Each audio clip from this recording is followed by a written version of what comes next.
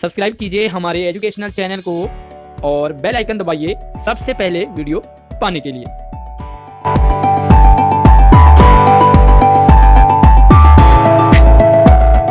प्यारे बच्चों, स्वागत है आप सभी का हमारी ऑनलाइन क्लास में। और आज की जो वीडियो है वो डीओई की वर्कशीट नंबर 94 को हम यहाँ पर समझने वाले हैं। ये रहेगी आपके लिए जेनेरिक यानी कि सामान्य वर्कशीट, और ये 6, 7 और 8 तीनों क्लासेस के लिए बहुत ही इम्पोर्टेंट है।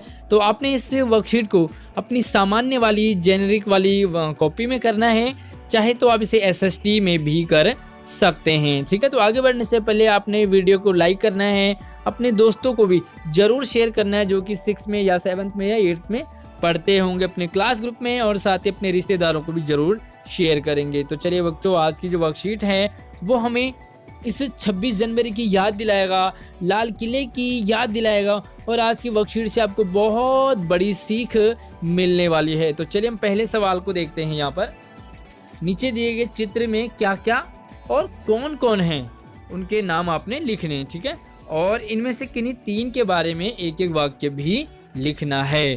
तो चलिए हम यहाँ पे देखते हैं, थोड़ा सा इसे जूम कर लेते हैं। और आपने पहले तो यहाँ पे देखना है कि यहाँ पे क्या क्या है। तो यहाँ पे कुछ चीज़ें भी हैं और कुछ लोग भी खड़े हैं। तो देखो, एक तो ये है, देखिए एरो जिस पे बना रखा आपने उसका बताना है, तो ये है। दूसरा देखो, ये बुक दे रखे हैं, एरो बनाया हुआ है, ये देने वाले कौन हैं, साथ में ये कौन है और ये कौन है ना। तो आपने इनके बारे में बताना है। तो चलिए मैं इनके बारे में आपको सीट पे दिखाता हूँ। तो चलिए यहाँ पर देख लेते हैं। सबसे पहले ये जो बिल्डिंग है, ये बिल्डिंग ये संसद भवन है, पार्लियामेंट भी इसे कहते हैं। और ये जो बुक दे रहे हैं वो कौन है, हमारे भीमराव अंबेडकर जी है। ठीक है, तो इन्होंने संविधान भी लिखा है, तो संविधान के जनक पिता भी माना जाता है। ये कौन है, तो ये हमारे मौलाना अब्दुल कलाम जी है। ठीक है, और इस बुक की बात करें तो इस बुक का नाम है भारतीय संविधान। ठीक है, तो हमारा जो कानून है वो ये है, संविधान है। साथ में अगर हम इनकी बात करें तो ये हमारे राजेंद्र प्रसाद जी है, डॉक्टर राजेंद्र प्रसाद। अगर हम इनकी बात करें तो ये हमारे क्या, जवाहरलाल नेहरू जी। ठीक है, और अगर हम इनकी बात करें तो ये हमारे क्या हैं, वल्लभ भाई पटेल जी हैं। तो उम्मीद करूँगा आप इसी पिक्चर को बना के और आप ये लिख सकते हैं कि ये कौन कौन से हैं। और चलिए हम दूसरे सवाल की तरफ बढ़ते हैं। तो अब ये देखा कि इनके बारे में, किन्हीं 3 के बारे में आपने 1-2 लाइन लिखनी है। तो देखो, पहले हमारे डॉक्टर राजेंद्र प्रसाद जी हैं जो कि भारत के प्रथम राष्ट्रपति एवं महान भारतीय स्वतंत्रता सेनानी थे। ठीक है, तो डॉक्टर राजेंद्र प्रसाद हमारे पहले राष्ट्रपति थे। वे भारतीय स्वतंत्रता स्वाधीनता आंदोलन के प्रमुख नेताओं में से भी थे। दूसरा देखो, भीमराव अंबेडकर स्वतंत्र भारत के पहले विधि एवं न्याय मंत्री थे, भारतीय संविधान के जनक एवं भारतीय गणराज्य के निर्माता थे। ठीक है, हमारे भीमराव अंबेडकर जी, और इन्हें जो है बाबा साहेब के नाम से भी जानते हैं। उसके बाद एक हमारे पास थे जवाहरलाल नेहरू जी। ठीक है, तो ये हमारे भारत के देश के सबसे पहले प्रधानमंत्री थे वे, और ये भारतीय स्वतंत्रता आंदोलन के सर्वोच्च नेता के रूप में भी हमारे सामने आए थे। ठीक है, तो अगर आप 6ठी क्लास में हैं तो आप सिर्फ एक ही लाइन लिख दोगे, डॉक्टर राजेंद्र प्रसाद भारत के पहले राष्ट्रपति थे। ठीक है, अगर हम भीमराव अंबेडकर के बारे में लिखेंगे 6ठी क्लास में तो आप लिखोगे ये भारतीय संविधान के जनक एवं भारतीय गणराज्य के निर्माता थे। और जवाहरलाल नेहरू के बारे में लिखेंगे कि भारत के पहले प्रधानमंत्री थे। ठीक है, और अगर आप 7वीं 8वीं में तो आप जितना मैंने आपको यहाँ पर बताया है आपको वो पूरा लिखना है। अब दूसरा सवाल है कि नीचे दिए गए गीतों में से आपने कौन कौन से गीत सुने हैं, उनके आगे उन पर सही का निशान आपने लगाना है। और साथ में यहाँ पर देखो कुछ गीत दे रखे हैं, तो चलिए थोड़ा सा हम इन्हें गुनगुना लेते हैं ताकि आपको याद आ जाए। तो ये है सारे जहां से अच्छा, है ना, सारे जहां से अच्छा हिंदुस्तान हमारा हमारा, सारे जहां से अच्छा। ठीक है, दूसरा है ऐ मेरे वतन के लोगों जरा आँख में भर लो पानी, जो शहीद हुए उनकी जरा याद करो कुर्बानी। आगे देखो, ओ मेरा रंग दे बसंती चोला, ओ माई रंग दे। आगे देखो, अब तुम्हारे हवाले वतन साथियों, अब तुम्हारे हवाले वतन साथियों, कर चले जा फिदा जाने तन साथियों। आगे देखो, यह देश है वीर जवानों का, अलबेलों का, मस्तानों का, इस देश का यारो क्या कहना। ठीक है, और ये देखो, ऐ मेरे प्यारे वतन, ऐ मेरे गुजरे चमन। तो ये इस तरह से गाने हैं।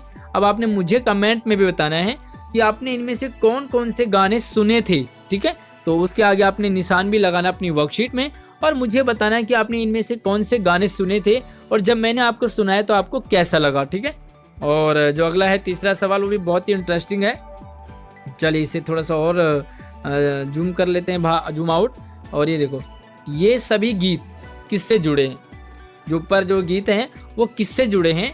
नीचे दिए गए विकल्पों में से आपने सही के सामने तिरंगा बनाना है, छोटा सा। इससे एक बॉक्स बनाना है और आप तिरंगा बनाएंगे। तिरंगा यानी कि भारत देश का झंडा। ध्यान दीजिए कि सही विकल्प एक से ज़्यादा भी हो सकते हैं। तो देखो, ये जो ऊपर गाने हैं वो किससे रिलेटेड है? क्या ये देश प्रेम से रिलेटेड है? क्या ये देश की बुराई से रिलेटेड है? क्या ये बेईमानी से रिलेटेड है? क्या भारत से रिलेटेड है? चोरी से है या देशभक्ति से है? तो चलिए, आपने तिरंगा बनाना है तो मैं यहाँ पर सही का निशान लगा देता हूँ। तो देखो, देश प्रेम से है, ठीक है, इस पे सही का निशान लगा दोगे। इस पे आपने कट का निशान लगाना है, इस पे भी कट का लगाओगे। और यहाँ पर देखो, भारत है तो यहाँ पर आप झंडा बनाओगे, यहाँ पर भी झंडा बनाओगे। चोरी से रिलेटेड नहीं है तो यहाँ पर कट लगाओगे, और देशभक्ति से रिलेटेड है तो यहाँ पर भी आप झंडा बनाओगे। ठीक है, तो आपको समझ आ गया होगा ये झंडा कहाँ का भी बनाना, देश प्रेम, भारत और देशभक्ति। क्योंकि जो ये गाने हैं वो देश प्रेम से हैं, देशभक्ति से हैं और हमारे भारत से रिलेटेड है, संबंधित है। तो चलिए अगला जो चौथा सवाल है कि क्या सिर्फ देशभक्ति गीत गाना सुनना या अपने देश से प्रेम करना है? सिर्फ इतना ही प्रेम करना है, हाँ या नहीं?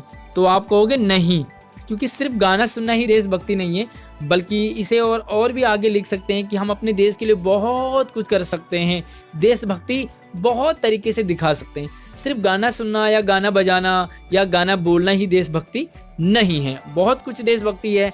तो चलिए पांचवें सवाल में आपने बताना है कि देशभक्ति क्या क्या है। यदि हम अपने देश से प्रेम करते हैं तो हमें अपने देश के लिए क्या क्या करना चाहिए, है ना? कौन कौन से काम हम अपने देश के लिए हर दिन कर सकते हैं, तो हमें क्या क्या करना चाहिए और कौन कौन से हम हर दिन कर सकते हैं, तो आप यहाँ पर लिखना है। तो चलिए मैं आपको दिखा देता हूँ कि आप इस सवाल के उत्तर को कैसे लिखोगे। तो ये देखो, है ना, इसे भी आपने पहले समझना है और फिर समझेंगे कि छठी में कैसे लिखोगे, सातवीं में और आठवीं में किस तरह से लिखोगे। तो देखो, यदि हम अपने देश से प्रेम करते हैं तो हम अपनी उम्र के अनुसार देश के लिए ऐसे छोटे छोटे बहुत सारे प्रयास हर दिन कर सकते हैं। ये ऐसे काम हो सकते हैं जिनमें हमारा एक भी पैसा नहीं लगता, लेकिन इसमें हमारी देशभक्ति देखी जा सकती है। छोटे छोटे काम है, तो चलिए कौन से काम है वो मैं आपको दिखा देता हूँ। और अगर आप छठी क्लास में हैं तो आपको ये सिर्फ समझना है, जो मैंने आपको बताया इसे आप लिखोगे नहीं, और 7th और 8th में तो आप इसे भी लिखोगे। और आगे देखो क्या करना है। तो यहाँ पे देखो कुछ काम मैंने आपको लिख रखे हैं कि आप कौन कौन से काम देशभक्ति के लिए, देश के लिए कर सकते हैं। तो पहले देखो, अपने आसपास गली का कूड़ा कूड़ेदान में डालकर, छोटा सा काम है, कोई पैसा नहीं लगेगा, देशभक्ति आप दिखा रहे हो। हमारी गली मोहल्ला साफ तो हो रहा है, साथ में देशभक्ति भी है। पेड़ पौधे लगाकर अपने क्षेत्र को हरा भरा बनाकर, ठीक है। अगला लिखोगे, देश की संपत्ति की रक्षा करके। तो यहाँ पर आजकल आपने देखा होगा 26 जनवरी लाल किले में लोगों ने बहुत हुड़दंग मचाया, बहुत लड़ाई हुए। वहां पर क्या हुआ, देश की संपत्ति को नुकसान पहुंचाया गया। तो क्या वो देशभक्ति थी? मुझे कमेंट में जरूर बताना कि क्या वो देशभक्ति थी या नहीं। अगर देखो कि जब जरूरत ना हो अपने घर, स्कूल के लाइट एवं पंखे आदि बंद करके, तो देखो इससे भी हम देशभक्ति दिखा सकते हैं। स्वतंत्रता सेनानियों का सम्मान करके, जैसे सुभाष चंद्र बोस, है ना, चंद्रशेखर आजाद जो भी स्वतंत्रता सेनानी थे, मंगल पांडे। देश की रक्षा करने वाले फौजी जवानों के प्रति प्रेम व सम्मान दिखाकर, जो फौजी बॉर्डर में होते हैं।